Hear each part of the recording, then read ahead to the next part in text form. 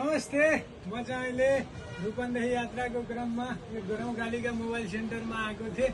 यहाँ चाहिँ दसैँ स्पेसल धमाका अफरहरू पनि रहेछ अनि यहाँ इन्डियाबाट पनि मान्छेहरू आउनु हुँदो रहेछ खोजी यो पसल।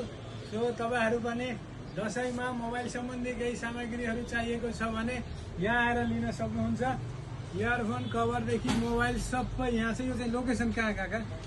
अमरपथ, बुटोल अमरपथ नियर ब्लड बैंक। ल ब्लड ब्याङ्कको सेकेन्ड गली कालिका मोबाइल सेन्टर गरौँकालीका। म उता मन्दिरमा पनि गएको थिएँ, फेरि मन्दिरदेखि मोबाइल पसलसम्म।